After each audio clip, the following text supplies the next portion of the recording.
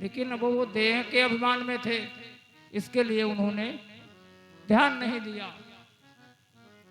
तो सती जी कहती हैं कि अच्छा ऐसा करो, देखो अपनों के घर में न्योता या निमंत्रण ना आए तो भी जाना चाहिए।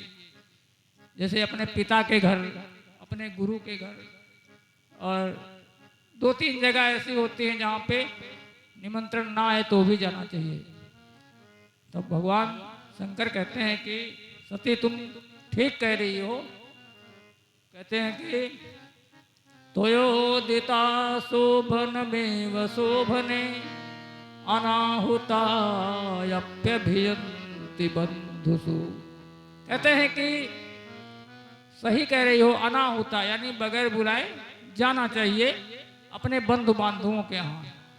लेकिन जाना कब चाहिए कि जब उनकी दृष्टि में मतलब ईर्षा द्वेष न हो, और वहाँ जाओ तब तुम्हारा सम्मान करें तो जाना चाहिए।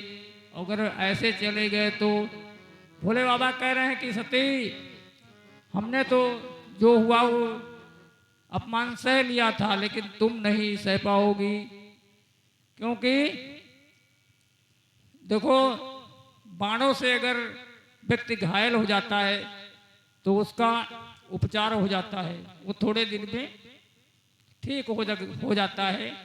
लेकिन अगर जो अपनों के द्वारा कहे हुए जो मतलब कठोर वचन होते हैं, उनसे वो आदमी कभी जीवन भर उनसे वो उसको कभी आराम नहीं मिलेगा। वो दिन रात जब उसको याद आते हैं तब उनको उतने ही उसको प्रताड़ित करते हैं। तो अब मैं तो सुन लिया, लेकिन तुम वहाँ पे नहीं सुन सकोगी।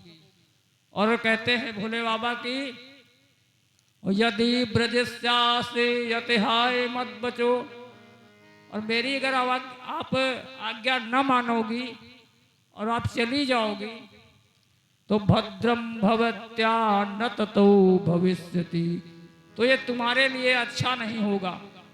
क्यों?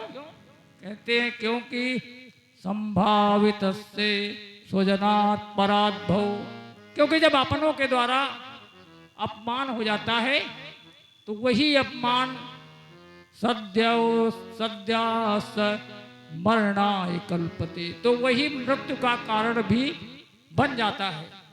और भोले बाबा ने इतना कहकर एतावदुक्ता बिरराम शंकरा पतनंगनाशम उभयत्र चिंतयन्, इतना कहकर भगवान शंकर शांत हो गए और समाधि में सोचने लगे कि देखो सती अगर यहाँ रहेगी तो भी ये क्रोध में यहाँ प्राण त्याग देगी, और वहाँ जाएगी वहाँ तो त्यागना ही त्यागना है।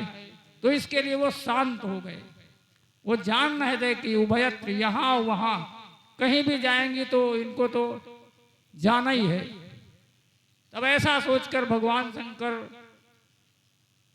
शांत हो गए। और अब सती जी दुविधा में हैं, क्योंकि आज के पहले कभी सती जी ने भगवान शंकर के बगैर कहीं नहीं जाती, बगैर बिना आदेश के बगैर अनुमति के कहीं गई नहीं थी।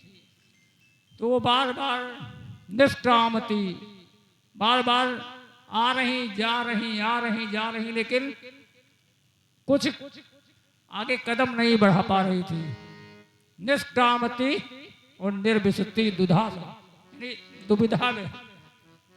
तो थोड़ी देर बाद सती जी ने सोचा कि अब जो होएगा देखा जाएगा और अब मैं जाऊंगी। ऐसा सोचकर सती जी चल देती है। तो जब चल देती है तो भगवान शंकर ने सोचा कि अब जा रही हैं तो अकेले जाना अच्छा नहीं है। इसके लिए नंदी सभी को भेज दिया कि जाओ तुम लोग भी इनके साथ में जाओ। और सभी नंदी रंगी जितने थे सभी सती जी का जयकारा लगाते हुए, बोलो सती मैया की जय, जयकारा लगाते हुए यज्ञ मंडप में पहुंच गए। अभी यज्ञ मंडप में जब पहुंच गए तब वहां पे क्या देखते हैं सती जी कि छोटे छोटे जो देवता थे उनका तो भाग लगा है यज्ञ में, लेकिन भगवान भोलेनाथ का कहीं भी भाग नहीं था। तो अरुद्र भागम तम वेक्ष चाधुरम, जब रुद्र का कहीं पर सती ने भाग नहीं देखा और ऊपर से पित्रा च देवे कृत हेलनम विभो, और उधर जब सती जी गई थी तो जब दक्ष ने सती को देखा तो उसने अपना मुंह घुमा लिया, लेकिन सती को सबसे ज्यादा जो प्यार करती थी वो उनकी माता प्रसूति थी। तो वो सती जी को देखकर प्रसन्न हुई और उनको गले से लगा लिया। तो सादर भले ये मेरी एक मां, सादर भले